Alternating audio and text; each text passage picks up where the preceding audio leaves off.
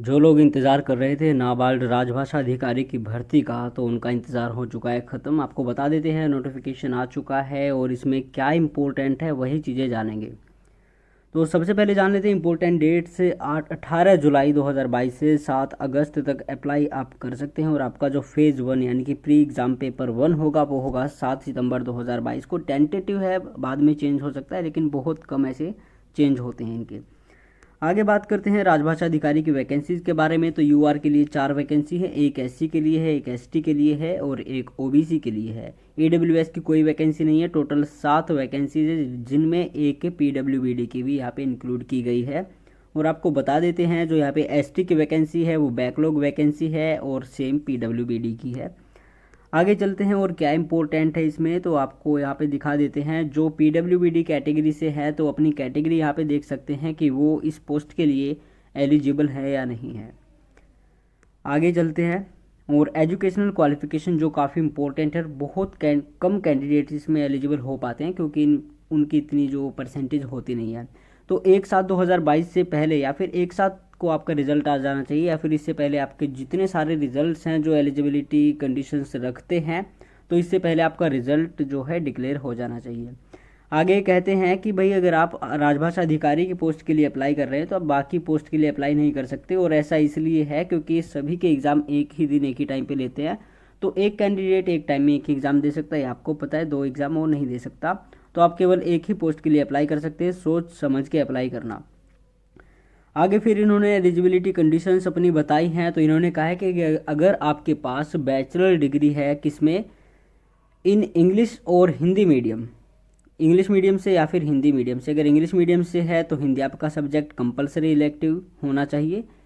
और अगर हिंदी से है तो इंग्लिश होना चाहिए, इंग्लिश से है तो हिंदी होना चाहिए। और आपके 60% होने अनिवार्य हैं। और SC ST PWBD को यहाँ पे 5% की छूट मिली है। इनके अगर 55% भी हैं ग्रेजुएशन में तो चल जाएगा काम। आगे कहते हैं अगर आपके पास BA है, MA नहीं है, तो आपके पास PGDT होना चाहिए, जिसकी कम से कम ड्यूरेशन 1 साल की हो। और वो होना चाहिए Hindi to English and vice वर्सा।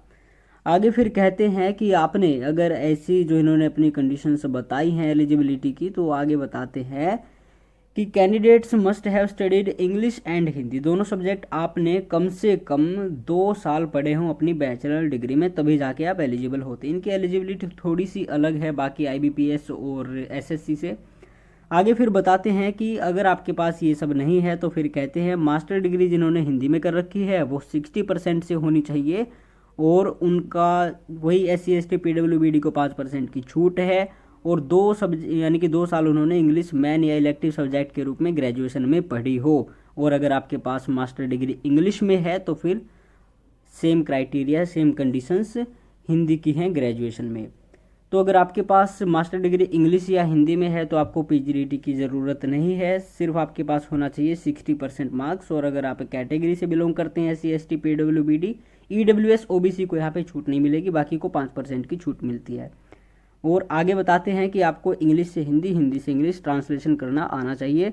अब देखिए कई सारे कैंडिडेट्स के साथ क्या होता है कि उनके जो है परसेंटेज नहीं होती, उनकी होती है CGPA, OGPA, CPI और भी कई सारे तरीके होते हैं। तो जिनको पॉइंट स्केल मिलते हैं तो उनकी कितनी परसेंटेज मानी जाएगी इन्होंने बताया।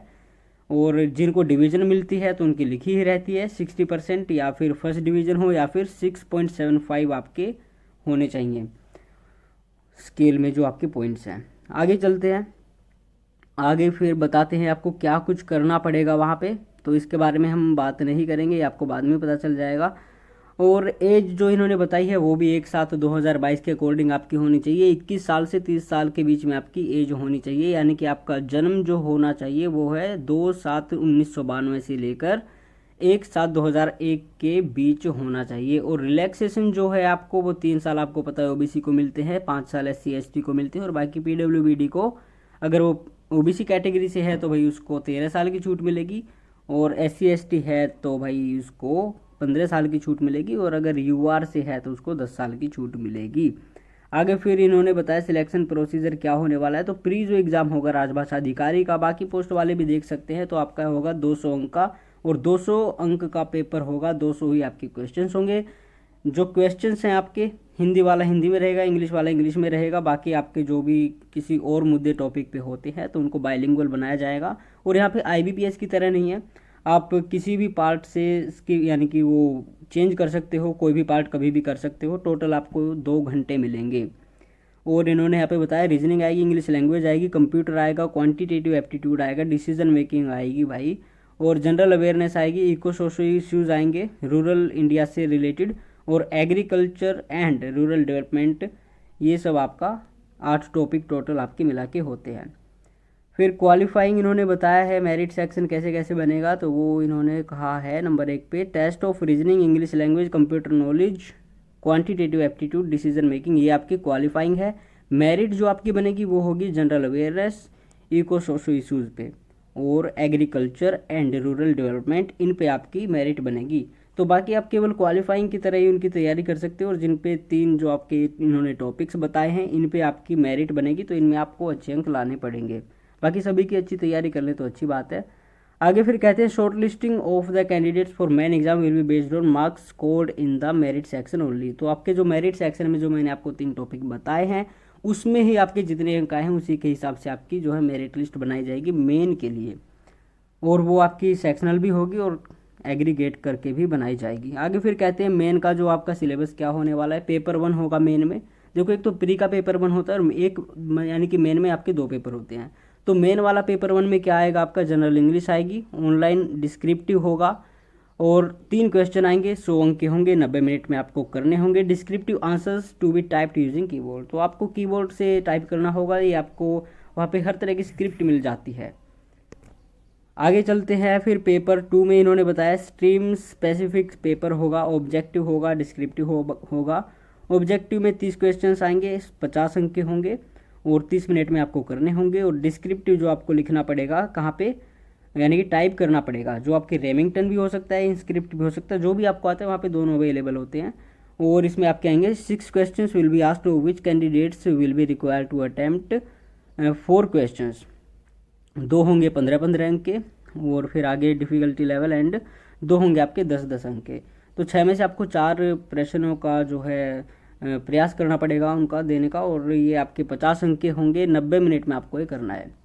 तो अपनी टाइपिंग स्पीड भी आप अच्छी रखिए। उससे पहले प्री की आप तैयारी कर लीजिए। टाइपिंग स्पीड पहले आप सीख लीजिए अगर आपको आती नहीं है, और स्पीड तो बाद में हो जाती है, अगर आप 10-15 दिन प्रैक्टिस करते हो तो अच्छे से हो जाती है।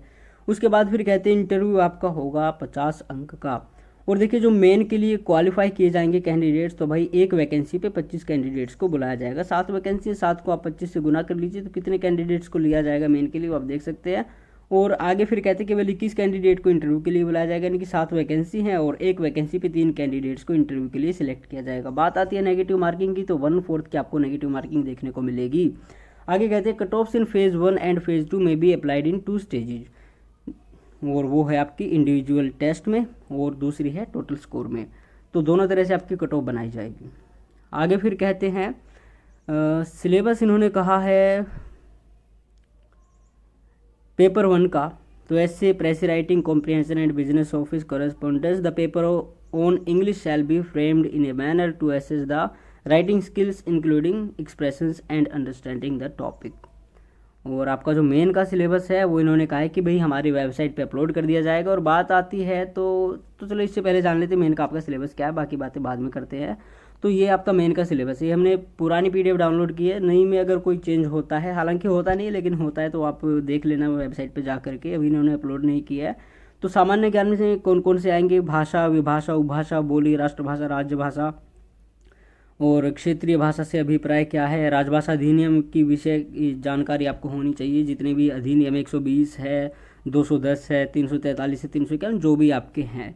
और आगे फिर कहते हैं हिंदी का क्षेत्र तथा उसकी विभिन्न उपभाषाएं और बोली आपको आनी चाहिए। हिंदी भाषा के विकास की संक्षिप्त रूपरेखा नंबर 2 पे आता है। हिंदी की ध्वनियाँ, शब्द भंडार और वाक्य रचना, देवनागरी लिपि। फिर व्यावहारिक हिंदी आ जाती है, उसमें क्या क्या है आप देख सकते हैं। फिर अंग्रेजी का व्यावहारिक ज्ञान आ जाता है। फिर पारिभाषिक शब्दावली आ जाती है। इनकी वेबसाइट पे इन्होंने पारिभाषिक शब्दावली दी हुई है अपनी ग्रामीण बैंकों से संबंधित, जो है वो आप डाउनलोड कर सकते हैं। और फिर अनुवाद आएगा अंग्रेजी से हिंदी, और नंबर 2 पे होगा हिंदी से अंग्रेजी। आगे जानते हैं तो यहाँ पे ट्रेनिंग भी दी जाएगी, pre recruitment training PRT for SC ST OBC PWBD candidates को, जो है 9 अगस्त 2022 तक आपको अप्लाई करनी पड़ेगी। और ये इनकी वेब यानी कि मेल इनको आपको भेजनी पड़ेगी। और आपका जो सब्जेक्ट होता है मेल में लिखने का, उसमें आपको लिखना पड़ेगा application for pre examination training for SC ST OBC PWD candidates for assistant manager in RDBS और राजभाषा 2022। और फिर आपको कौन सा फॉर्म अटैच करना है ये है, तो इसको आपको फिल करना है और फिर उसमें संलग्न आपको कर देना है, यानी कि अटैच कर देना है वहाँ पे और भेज देना अपनी मेल 9 तारीख तक। ठीक है, आगे चलते हैं एग्जामिनेशन सेंटर। तो भाई प्री में आपके कौन कौन से शहर में एग्ज़ाम होगा, हम हरियाणा से देख लेते हैं। फरीदाबाद, गुड़गांव, अम्बाला में ही होगा केवल। और फिर मेन का भी है, तो मेन में इन्होंने बताया है कहाँ कहाँ पे आपके एग्ज़ाम होंगे। दिल्ली में ही होगा हरियाणा वालों का, तो बाकी आपका जो नज़दीक शहर लगता है वो आप देख लेना। इसके बाद आती है एप्लीकेशन फ़ीस, जो नॉन रिफंडेबल है। एक बार कट गए तो कट गए, तो नॉन रिफंडेबल फ़ीस इन्होंने बताई है। SC ST PWBD के लिए कोई फ़ीस नहीं है, केवल इंटीमेशन चार्ज देना पड़ेगा 150 रुपये, 150 रुपये निकाल देना। और सभी बाकी अदर्स के लिए होगी 650, इंटीमेशन चार्ज 150, टोटल हो जाते हैं आपके कितने 800। और फिर आपको देखना है कि भाई कितने पैसे मिलेंगे आपको, यानी कि सैलरी कितनी लोगे। तो इन्होंने कहा है पे स्केल ऐसे ऐसे होगा, लगभग आपको पड़ेगी अप्रोक्सीमेटली 70,000 के आसपास। वाह भाई वाह। और फिर पर्क्स भी इन्होंने बताए क्या क्या आपको मिलेगा भाई। बहुत सारे रिम्बर्समेंट वगैरह मिलते हैं, और मेंटेनेंस व्हीकल का मिलता है, newspaper, internet, telephone charge, book, grant, allowance, बहुत कुछ भाई। बैंक में मौज ही मौज है, एक बार लग जाओ बस। आगे फिर इन्होंने बताया हाउ टू अप्लाई। भाई जो नए बंदे पहली बार अप्लाई करते हैं और किसी एग्जाम के लिए उन्होंने अप्लाई नहीं किया है, तो वो देख सकते हैं यहाँ पे, स्टेप बाय स्टेप पढ़ सकते हैं कि कहीं कुछ गलती ना हो जाए। तो वो देख लेना कैसे कैसे अप्लाई उनको करना है। हमें तो आता है, कोई भी फॉर्म हो फटाक से अप्लाई कर देते हैं। लिंक आपको डिस्क्रिप्शन में मिल जाएंगे, नोटिस डाउनलोड करना है या फिर अप्लाई करना है। हर तरह के इंपॉर्टेंट लिंक्स आपको मिलेंगे। और यहाँ पे सबसे इम्पोर्टेंट जो बात है वो आती है OBC का सर्टिफिकेट कब का बना होना चाहिए। तो 1/4/2022 के बाद यानी कि 1/4 को यानी आपने बनवाया हो या फिर 1/4/2022 के बाद आप बनवाते हैं, तो आप एलिजिबल हो जाएंगे OBC की, आपको रिजर्वेशन मिल जाएगी। और बैंक होता है जो फाइनेंशियल ईयर का ही वो सर्टिफिकेट मांगते हैं, तो 2023 के मार्च 31 तक आपका वैलिड होगा। सेम है EWS के लिए, उनको भी ऐसे ही बनवाना है भाई। और ये हमारे 30 पेज कंप्लीट हो जाते हैं। एक बार फिर आपको बता देते हैं, आज से ही आप अप्लाई कर सकते हैं और 7 अगस्त 2022 तक आप इसके लिए अप्लाई कर सकते हैं। फीस वगैरह भी तभी तक कटेगी और 9 तारीख तक आपको वो भेज देना है। अगर आप किसी कैटेगरी से EWS को छोड़ करके किसी और कैटेगरी से बिलोंग करते हैं तो आपको वो फॉर्म भर के भेज देना है। और आपके जो प्री एग्ज़ाम ट्रेनिंग है, सेंटर वगैरह है, वो वहीं पे चूज़ कर लेना।